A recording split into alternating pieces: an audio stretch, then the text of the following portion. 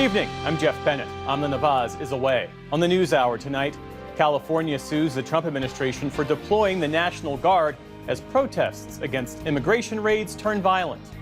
A look at how the Trump administration is filling critical roles with people with alleged extremist ties. The message is that loyalty trumps expertise, loyalty trumps serious policy, it trumps national security.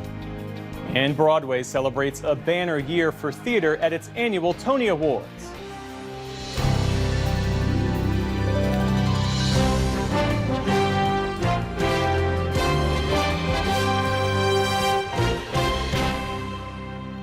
Major funding for the PBS NewsHour has been provided by the ongoing support of these individuals and institutions, and friends of the NewsHour, including Leonard and Norma Chlorfine, and the Judy and Peter Bloom Kovler Foundation. Two retiring executives turn their focus to greyhounds, giving these former race dogs a real chance to win.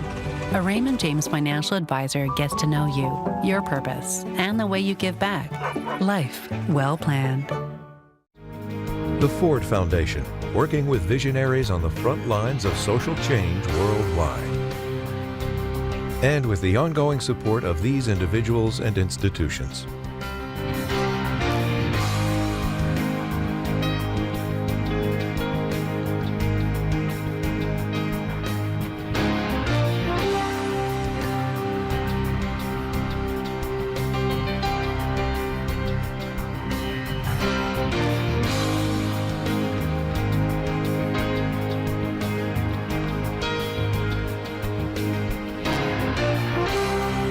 This program was made possible by the Corporation for Public Broadcasting and by contributions to your PBS station from viewers like you.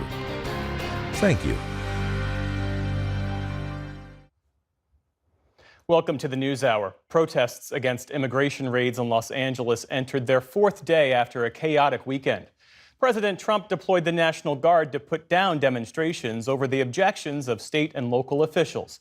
And late today, 700 active-duty U.S. Marines have also been deployed. They're expected to arrive in the next 24 hours. Law enforcement has made dozens of arrests, and the events are sparking a debate about state versus federal authority. Lisa Desjardins starts our coverage. Today, in parts of Los Angeles, cleanup, a forced calm, and in one part, a crowd of protesters outside the facility holding union leader David Huerta, charged with obstructing police during an ICE raid last week.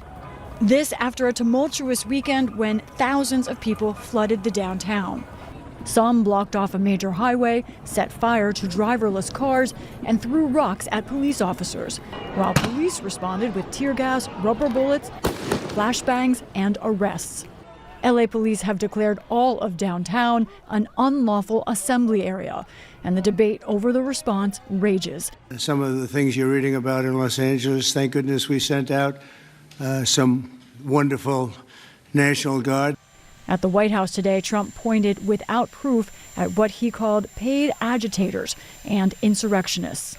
And multiple outlets report Trump is going further, temporarily deploying active duty troops, Marines, to Los Angeles without invoking the Insurrection Act that other presidents have cited for such a rare move. That would be an unprecedented step.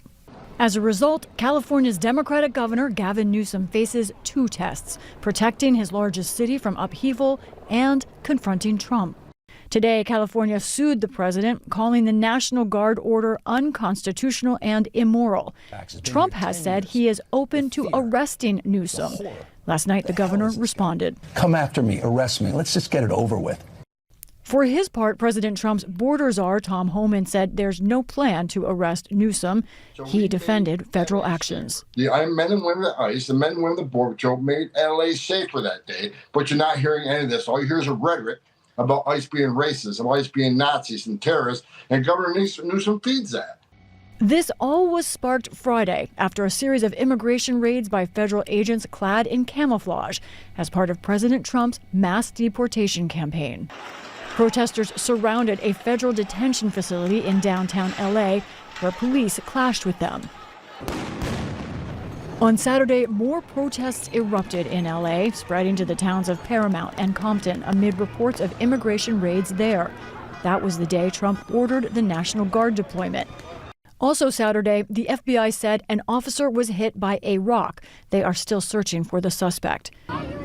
At the same time, video showed vast groups of nonviolent protesters, some practicing civil disobedience, like these Sunday afternoon, who marched onto a portion of the highway stopping traffic. This is us saying you can't do this. We won't let you separate children from their families, and we're gonna fight back. Police in LA eventually forced protesters off the highway, but things were no longer peaceful. Driverless cars set aflame, and people threw rocks at patrol cars. Officers took shelter underneath an overpass. Others in the crowd also shot fireworks. Police fired flashbangs. Last night, LA Police Chief Jim McDonnell condemned the violence. This violence that I've seen is disgusting. It's escalated now since the beginning of this incident.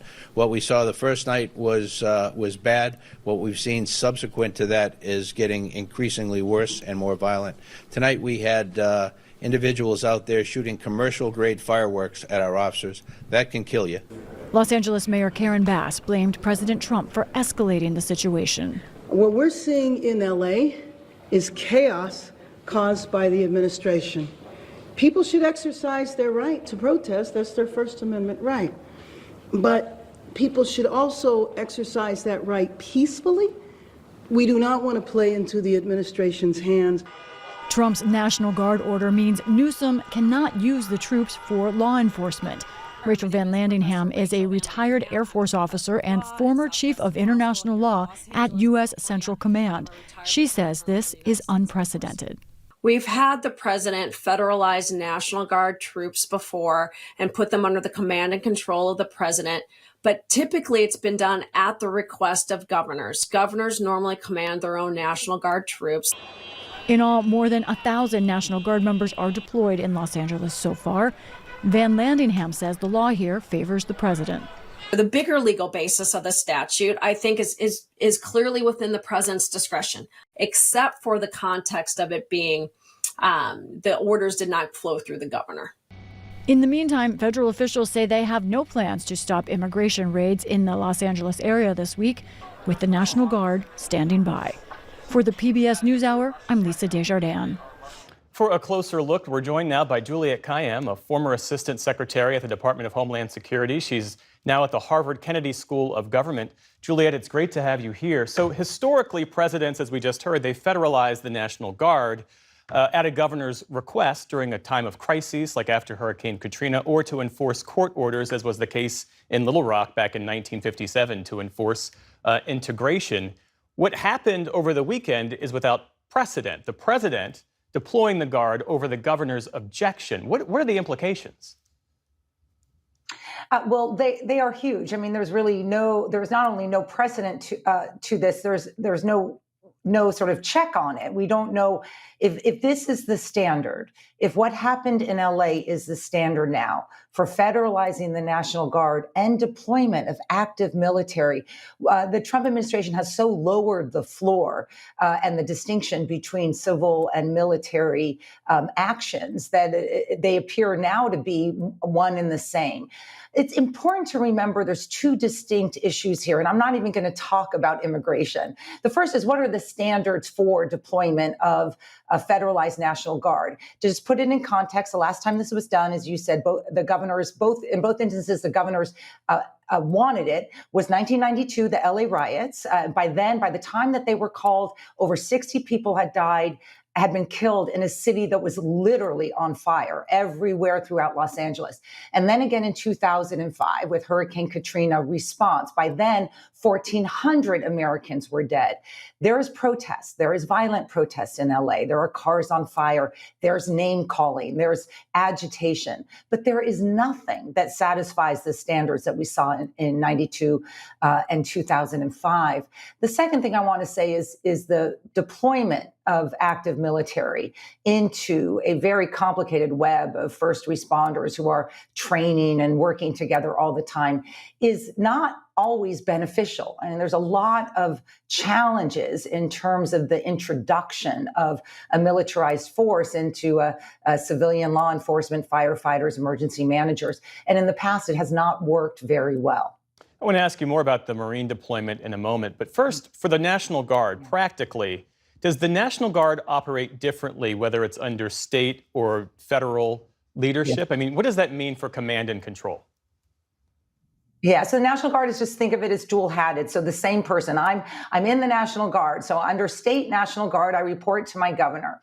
The president, as he did on Saturday, then could federalize me essentially under Title 10. I now report to any command that president is going to give me, regardless of what I've been trained to, my understanding of the community, my integration into the community. That's the beauty of state National Guards, is that they're us. I mean, they're here. They're not off at some camp in another state. They understand the communities. They understand the geography. So, for example, in 1992 with the LA riots, the state National Guard were also deployed. That was viewed as pretty successful, although delayed and complicated. They did things like help with traffic control, protect buildings, as we're talking about, support law enforcement in terms of just giving them sort of a little bit of bandwidth, given where the riots were. They help protect shopping malls. That's the kind of thing that you want your sort of your local military asset to do. Under the president, they can do almost anything under Title 10, except under the Posse Comitatus Act. They cannot serve in a law enforcement function. In other words, ICE would still need to come in and deport people. But unless you've trained for that, unless you know what the rules of engagement are, I wouldn't have a lot of confidence in the military understanding that distinction under this president. Well, late today, we learned that 700 Marines in California from the 2nd Battalion, 7th Marines at 29 Palms, they've been ordered to assist in Los Angeles. They're expected to arrive within 24 hours. The big question now, among many, is whether President Trump will invoke the Insurrection Act, which would give these troops the ability to directly participate in civil law enforcement. And this was the thing, Juliet, as you well know, that many Trump officials during the first term were pushing back against, because it sets up potentially volatile interactions between U.S. troops and civilians on U.S. soil. What questions does this raise?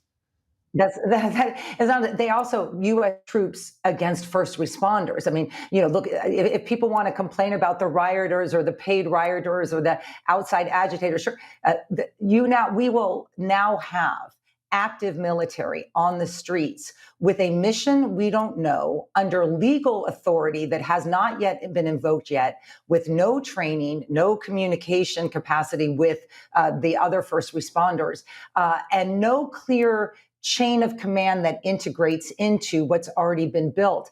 And I want to say this again, and out in the street, operationally not necessary. I mean, we're not at the kind of crisis that the president and Secretary Hegseth and Homan, who talked about sort of essentially mean language towards ICE officials. So this is a second shoe to drop within 48 hours. And I will say we have never seen this before. I don't care what you think about immigration or immigration enforcement. This is a different play, and the floor has fallen if President Trump does this. Juliette Kayyem, thank you for your time and for your perspectives this evening. We appreciate it. Thank you. And now we get two perspectives, starting with Democratic Congresswoman Norma Torres, who represents part of Southern California. I spoke with her earlier today. Congresswoman Torres, thank you for being with us. What specifically triggered the wave of public outrage that has led to days of protests, in some places riots? What has been building up? What has been building up is the fact that Donald Trump has sent ICE agents armed to the teeth with face coverings in unmarked vehicles, raiding communities indiscriminately, targeting Latinos, arresting them, and failing to provide due process, not carrying warrants. And when members of Congress like myself have presented ourselves at the ICE holding locations, they have refused to allow us to come in. They have refused to brief us on what their actions have been, how many officers have been involved, local officers, and how many injuries have we had, and to really have any oversight over what they are doing. Look, I have visited that location in the past. The max capacity for that location is 100 people. And we are receiving reports that there were probably close to 1,000 people being detained during the time that we were there. So that makes sense to me that they refused us entry because they did not want us to see the conditions that these humans were being held in. Now, ICE says it's targeting people with final deportation orders, people who have exhausted the range of legal options available to them. Some 1.5 million undocumented immigrants fall into that category in this country. If we're a nation of laws, why shouldn't federal agents enforce those court orders? If that was true, they would come in with a warrant.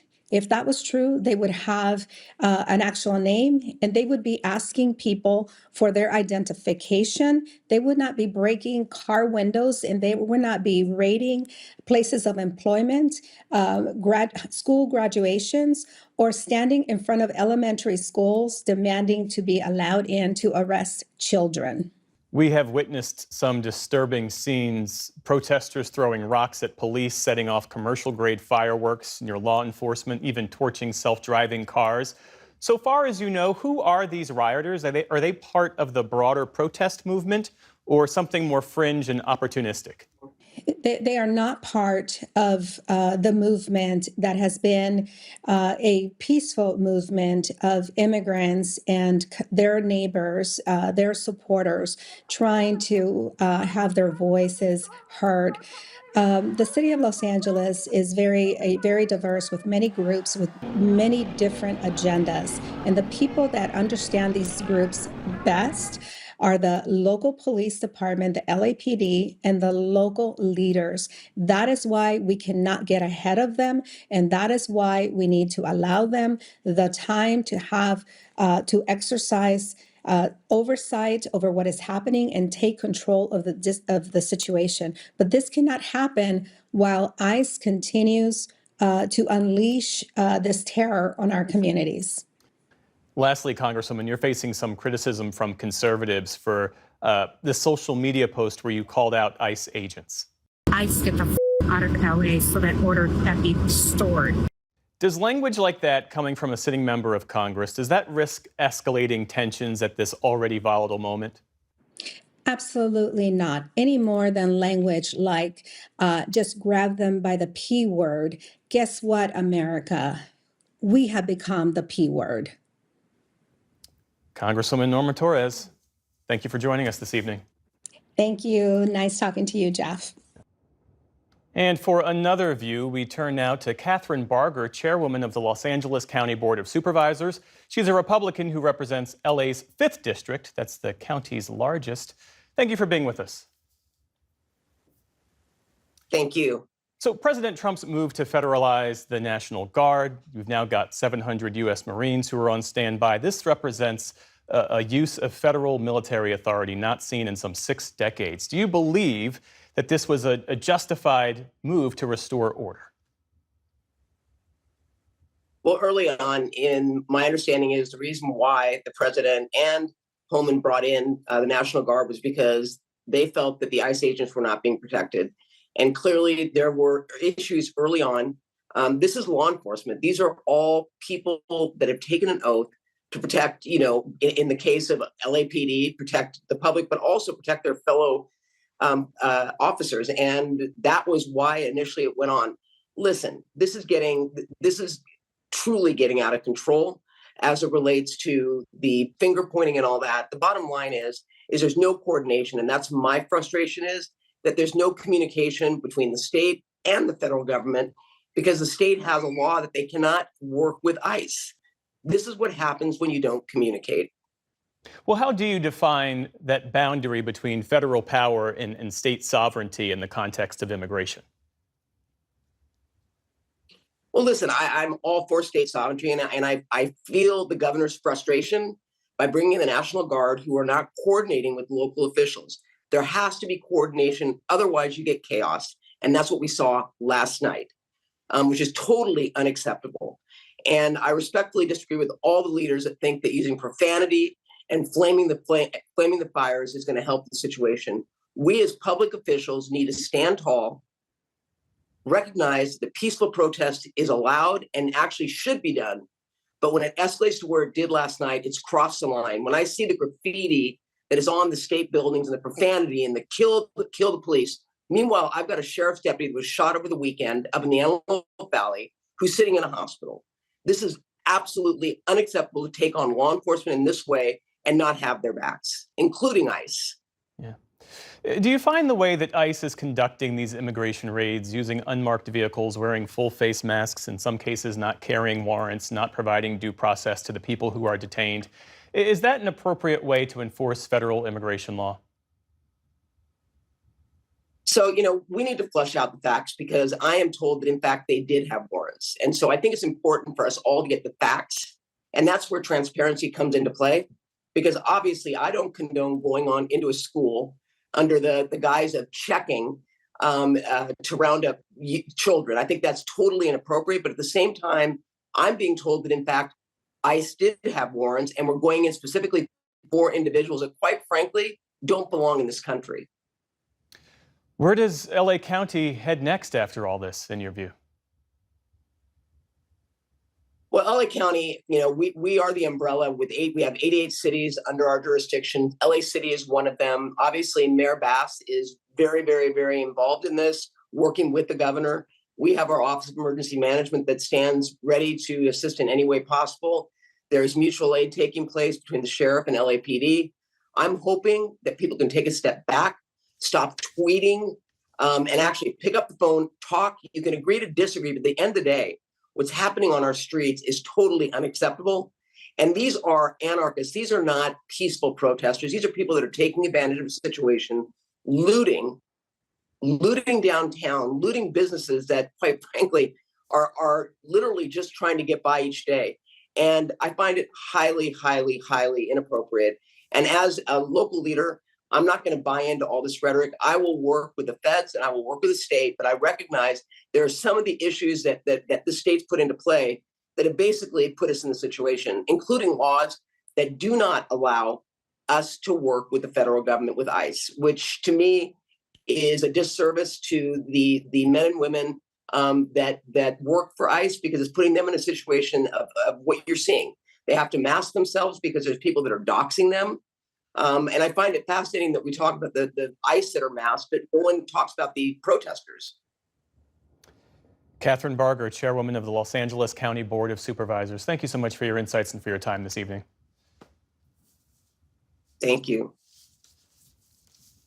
And we should mention that we asked for interviews with the Trump administration's border czar, Tom Homan, and the U.S. Attorney for Central California, that includes Los Angeles County. Our requests for interviews were turned down.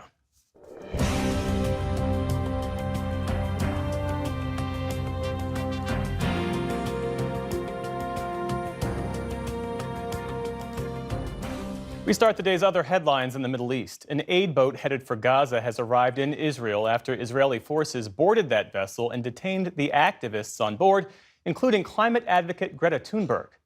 Added to the long list of war crimes that Israel has been committing. We are being intercepted right now. Israel's action was part of its long-standing blockade of the Palestinian territory. A legal rights group says the activists are expected to be held at a detention facility until they are deported. Israel's foreign ministry dismissed the voyage on social media, calling it the selfie yacht of celebrities, and said it would distribute the boat's aid through established channels. Meantime, in Gaza, Palestinian health officials say gunfire killed 14 people as they were heading to an aid center. Witnesses say the gunmen appeared to be allied with the Israeli military. It's the latest in a series of shootings that have killed more than 100 people since the rollout of new food distribution locations last month. They open aid sites for people and then they kill them there. We don't want aid. We don't want anything. We'd rather be killed and be done with this whole thing. We are fed up with this life. He was not there to resist or to launch missiles. He went to get flour. Israel's military has not commented on the latest shooting. The Gaza Humanitarian Foundation, which runs the sites, says there has been no violence in or near the aid distribution centers themselves. Ukraine says that Russia launched nearly 500 drones and missiles overnight, the biggest such attack in their 3-year war. The Ukrainian Air Force claims to have shot down more than half of the drones and says only a handful reached their targets. Russia has intensified its strikes since Ukraine's surprise drone attack on Russian air bases earlier this month. Elsewhere,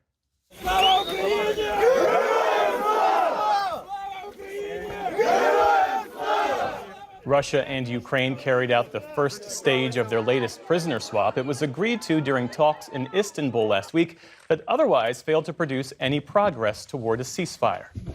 Delegations from the U.S. and China are meeting in London to try to resolve their ongoing trade dispute. U.S. Treasury Secretary Scott Bessent met with China's vice premier in the first of what could be 2 days of talks. They were joined by U.S. Trade Representative Jameson Greer, Commerce Secretary Howard Lutnick, and their Chinese counterparts. The negotiations at London's Lancaster House come after the world's two biggest economies agreed to a 90-day suspension of many of the highest tariffs last month. But still, new data shows that China's exports to the U.S. fell by 35% in May from a year earlier. President Trump's new travel ban barring citizens of a dozen countries from entering the U.S. took effect this morning. The order restricts nationals from 12 mainly African and Middle Eastern countries from entering the country and adds partial travel restrictions on people from 7 other countries who don't hold a valid visa. There were no major delays reported at the nation's airports today as a result of the ban, nor any significant protests. That's unlike when Mr. Trump instituted a similar ban during his first term that barred travelers from 7 Muslim-majority countries, which resulted in chaos and protests at several airports. Dozens of scientists at the National Institutes of Health issued a rare public criticism of the Trump administration's public health policies today. In a 4-page letter, around 90 staffers wrote, quote, "We dissent to administration policies that undermine the NIH mission, waste public resources, and harm the health of Americans and people across the globe." The letter was addressed to NIH Director Jay Bhattacharya and addresses the termination of some 2,100 research grants worth more than $12 billion. In response, Bhattacharya said the letter contained what he called some fundamental misconceptions about the direction of the agency. Separately, Health Secretary Robert F. Kennedy Jr. said today he's removing every member of a scientific panel that advises the CDC on how to use vaccines. He's pledging to replace them with his own selections. Kennedy recently changed CDC recommendations for COVID-19 shots without consulting the 17-member panel. Warner Brothers Discovery is splitting into 2 companies as it tries to adjust to how people consume TV and movies. One side will focus on streaming, with HBO, HBO Max, Warner Brothers Television, and Movies, plus DC Studios falling under one umbrella. The other company will focus on cable and will include CNN, Discovery, TNT Sports in the U.S., plus digital products like Bleacher Report. Today's announcement follows a similar move by Comcast, which said last November that it plans to spin off its cable networks, including MSNBC, into a separate publicly traded company. A judge in New York dismissed a $400 million lawsuit today from actor and director Justin Baldoni against actress Blake Lively. It's the latest development in a long-running legal feud stemming from their film It Ends With Us. Lively sued Baldoni last December for sexual harassment and retaliation. He then sued her and her husband, Ryan Reynolds, for defamation and extortion. The judge said today that Baldoni couldn't sue Lively for defamation because allegations made in a lawsuit are exempt from libel. Lively's sexual harassment lawsuit against Baldoni is ongoing. On Wall Street today, stocks ended little changed as traders looked for clues from those U.S.-China trade talks.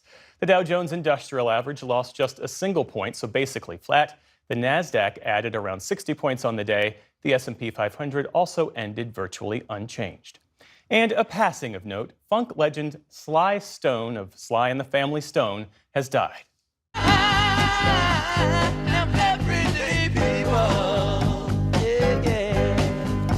He was the creative powerhouse behind hits like Everyday People and one of the most prominent musicians of the 1960s and early 70s.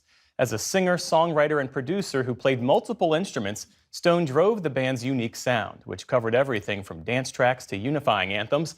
Their music influenced generations of funk, soul, and rock musicians and fans.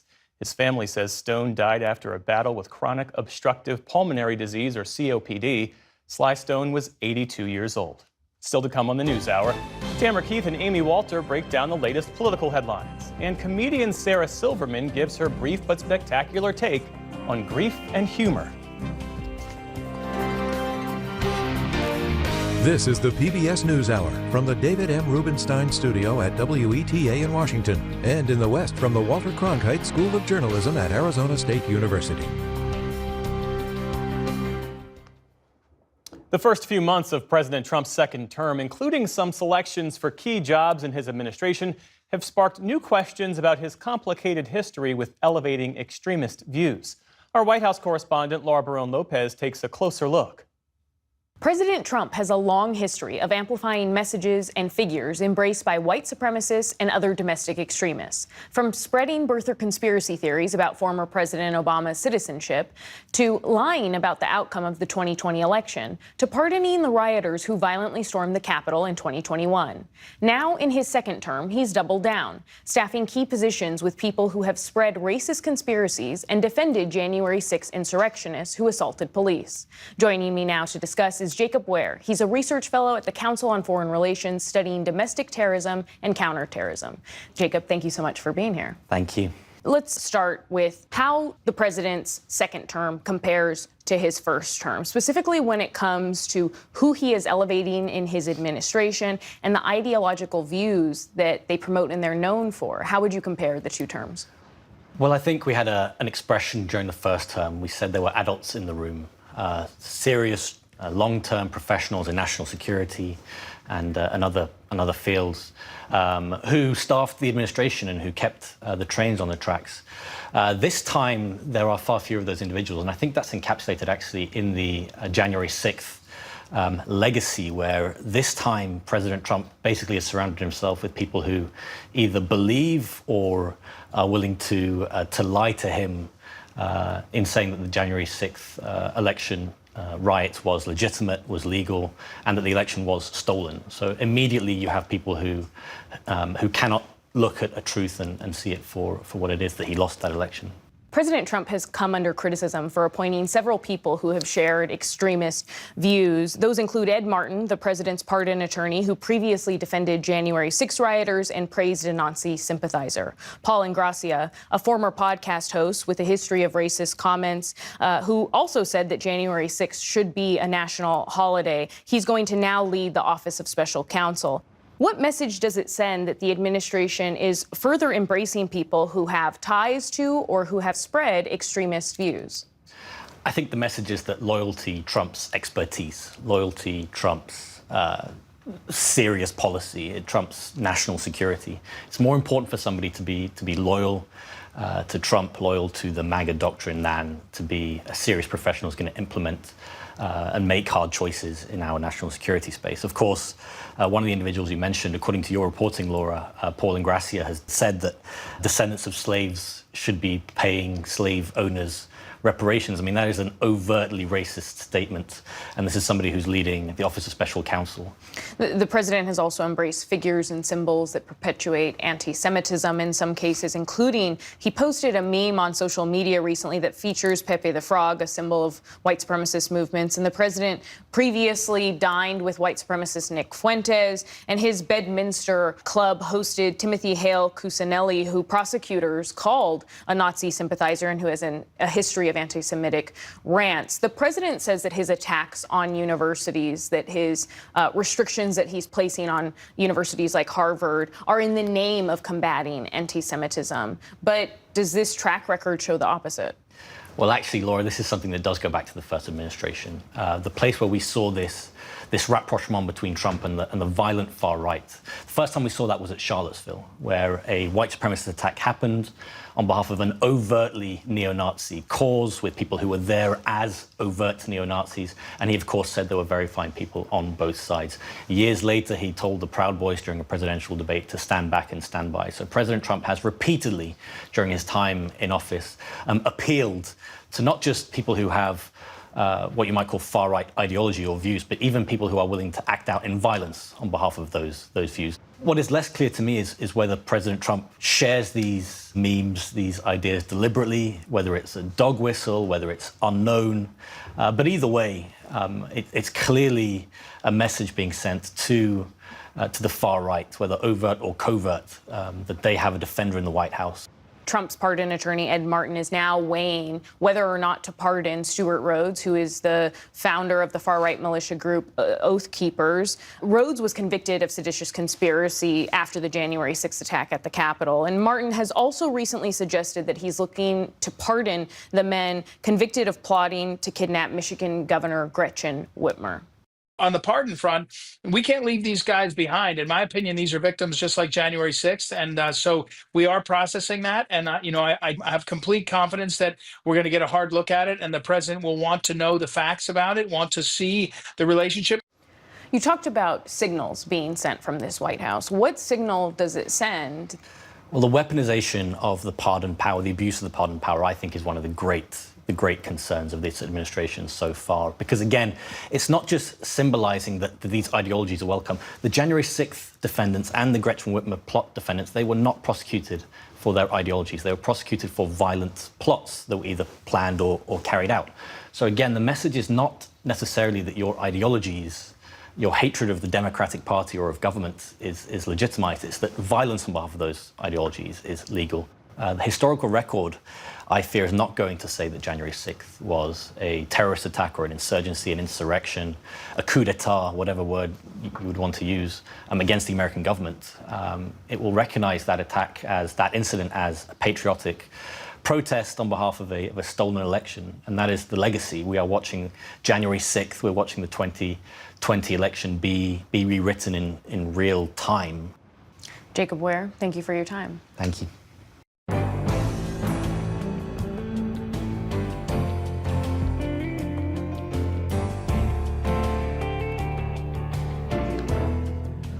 President Trump's deployment of the National Guard in Los Angeles has sparked a political showdown between Democrats and his administration. On that and more, we turn now to our Politics Monday duo. That's Amy Walter of the Cook Political Report with Amy Walter and Tamara Keith of NPR. It's great to see you both. Hello. Good to be back. So let's start with what's happening in Los Angeles with the deployment of the National Guard, the federalizing of those troops, and then add to that the roughly 700 U.S. Marines who've been deployed. They're now on standby. Tam, this is clearly a fight that Donald Trump wants. What is his strategy in escalating the response?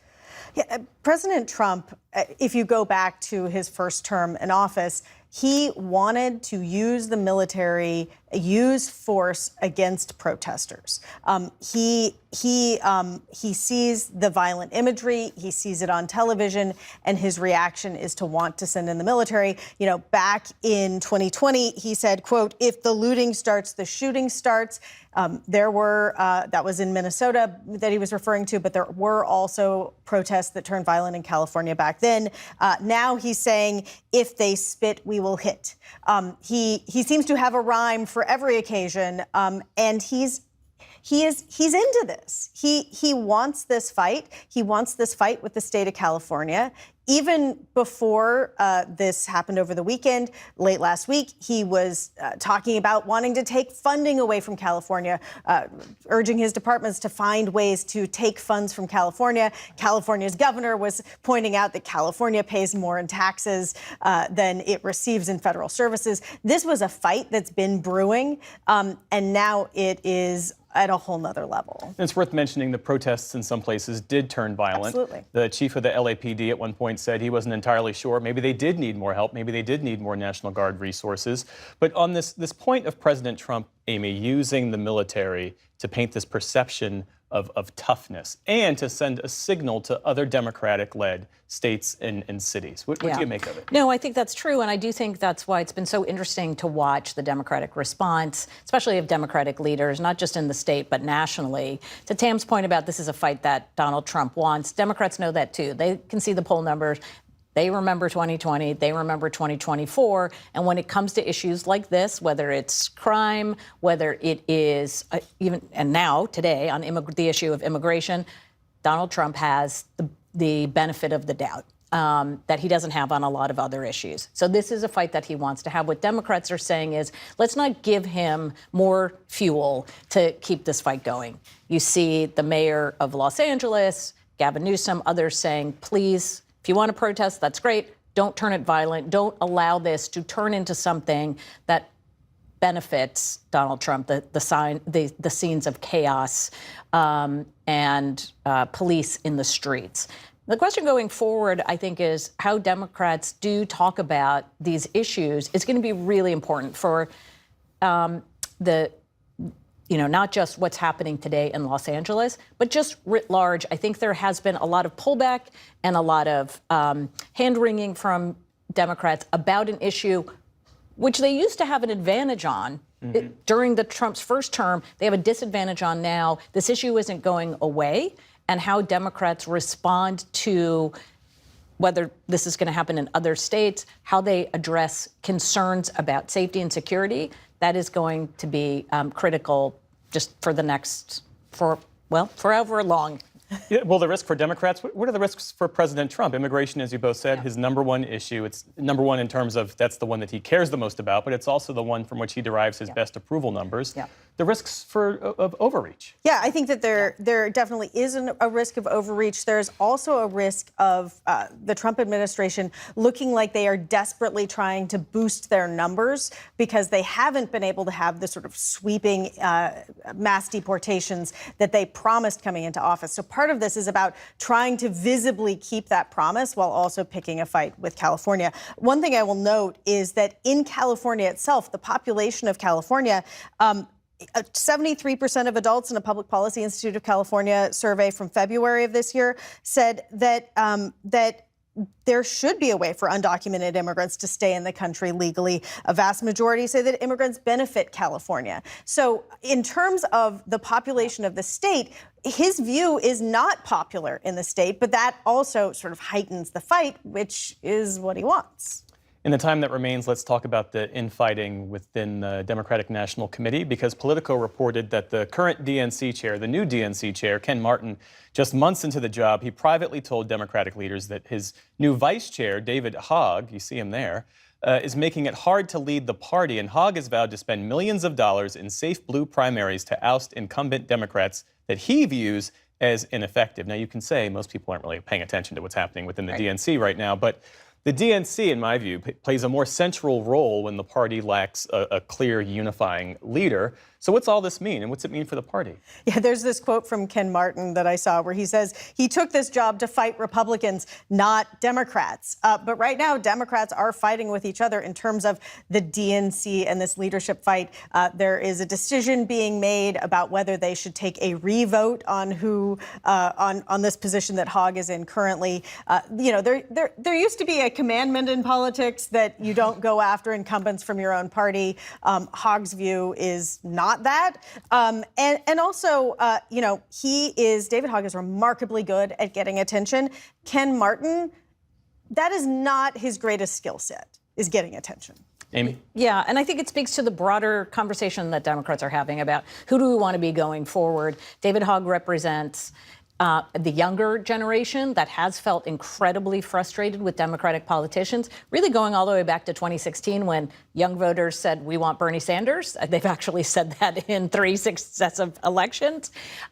So this is a fight actually Democrats should welcome having right now, because 2028 is when they should want the team to be on the same page. If you're going to get there, you got to have the disagreements, whether it's in the DNC, but it's certainly going to be happening within primaries and just more broadly within conversations with the Democratic Party leadership. So get it out of the way in June 2025. Right. Don't let this be happening in October. In June of 2028. Yeah, that's right. Well, they may or may not be able to control that for themselves. We shall see. Amy, Walter, and Tamara Keith, thanks to you both. You're welcome.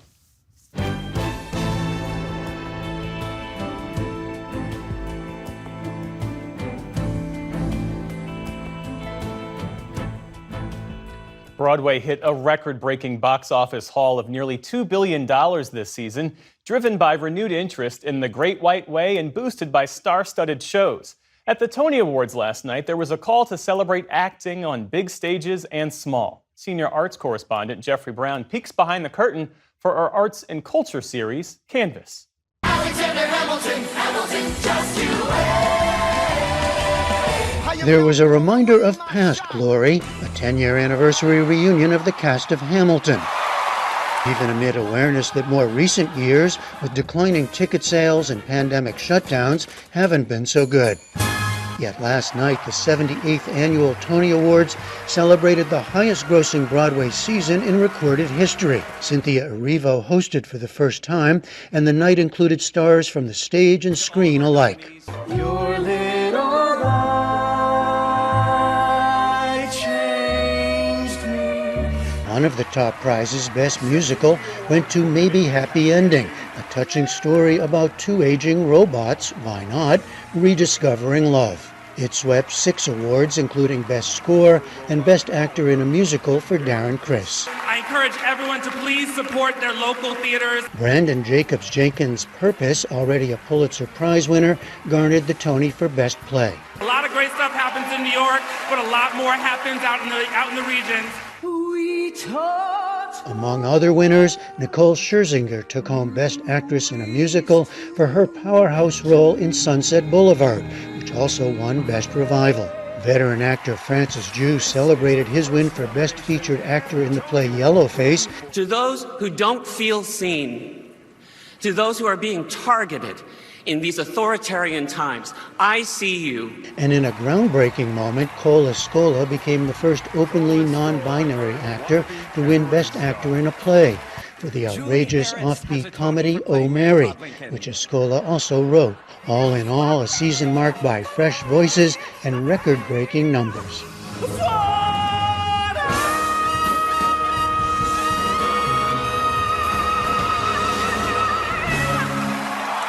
And joining me now is Frank Dolella. He's host of On Stage for Spectrum News New York One. Thanks for joining us. So, you know, it's not that long ago that all of us were reporting on Broadway's problems amid the pandemic and right afterwards. So is Broadway back? Broadway is absolutely back. You know, Cynthia talked about this last night during the Tonys, during her performance and her presentation. You know, this season alone, there were so many stars. There was a diverse collection of shows on Broadway. I've been covering this industry for over 2 decades now. Never have I seen a season like this. I mean, we're talking major Hollywood A-listers like George Clooney, Jake Gyllenhaal, Denzel Washington, Sadie Sink, Kieran Culkin. That's just the Hollywood folks, not to mention the Broadway folks like Audra McDonald, Idina Menzel, Sutton Foster, Lea Salonga, Brenda Peters. We're finally past the hump pre-COVID, so the numbers are looking good, and Broadway certainly feels like it's back. But then how much of that relies on those big stars that you just mentioned and the really big ticket prices now? How much is Broadway dependent on that continuing? Yes, the answer is yes, that these stars are coming to Broadway and these ticket prices are pretty high. You know, for George Clooney's show and Othello, which had Denzel Washington and Jake Gyllenhaal, the ticket range was anywhere from like $600 to $900. But I always say, having these folks shine a spotlight on Broadway, if you can't get into those shows because these shows were selling out, it may make you say, you know what, I'm here, I'm going to go see something else, and you can get something at a much cheaper rate. And the stars are going to continue to come to Broadway just from stuff that we're seeing for next season, and that is a very good thing for Broadway. So last night, Maybe Happy Ending won Best New Musical, Purpose won Best New Play. Tell us briefly about those. Maybe Happy Ending, the robot love musical. You know, I was doing some interviews with the folks from Maybe Happy Ending, Darren Criss and Helen J. Shen, Michael Arden, who directed it.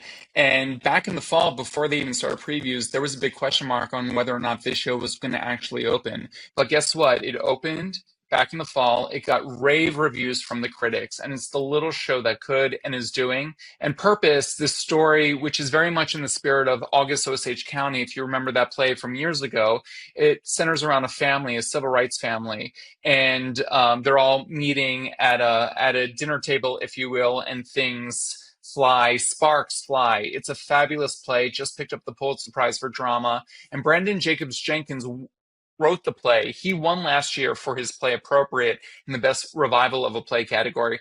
This year, he wins for Best New Play for this brand new play, Purpose. So were there a couple of other winners or moments from last night that struck you? For me personally, watching Nicole Scherzinger go on this incredible journey with Sunset Boulevard, which picked up Best Revival of a Musical. Nicole won Best Leading Actress in a Musical. I saw this reimagined production of Andrew Lloyd Webber's show back in London 2 years ago, and it was supposed to just be a limited run over in London. Well, her reviews were amazing. It's sold out there, so they brought it across the pond, and it's been doing big numbers, big business at the box office, and she was awarded that Best Lead Actress in a Musical Tony. Now, she was up against Audra McDonald and Megan Hilty and Jennifer Smart from Death Becomes Her, Audra for Gypsy, and Jasmine Amy Rogers for Boop. So that was a stacked category and a very competitive category. All right, Frank Delella on Broadway and last night's Tonys. Thanks so much. Thank you so much.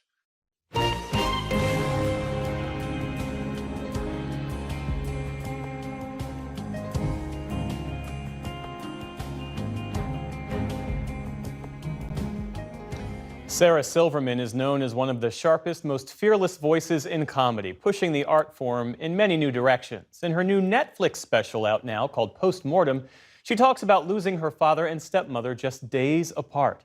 Tonight, she shares her brief but spectacular take on the synergy between humor and grief. My dad was the funniest in the family. Donald Schleppy Silverman, everybody called him Schleppy. And he owned a discount ladies' clothing store called Crazy Sophie's Factory Outlet. Well, my dad did his own radio ads, and they were terrible. At the end, he'd say, "So if you care enough to buy the very best, but you're too cheap, come to Crazy Sophie's." You wanna hold for this plane? I'm in show business, I know how it works. Holding for the plane?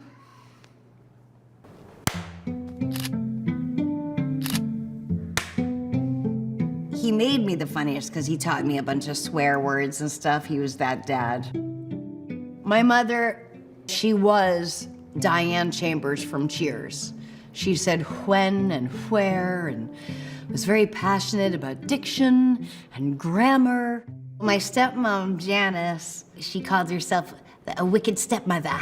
Janice was, nails and makeup and hair and outfits. So she'd be like, "Did you talk to that boy Jeff from 3 weeks ago you told me in your history class?" And they were both wonderful. They actually loved each other very much. When my mother died about 9 years ago, she was holding Janice's hand. So life is long if you let it. My special's called Postmortem.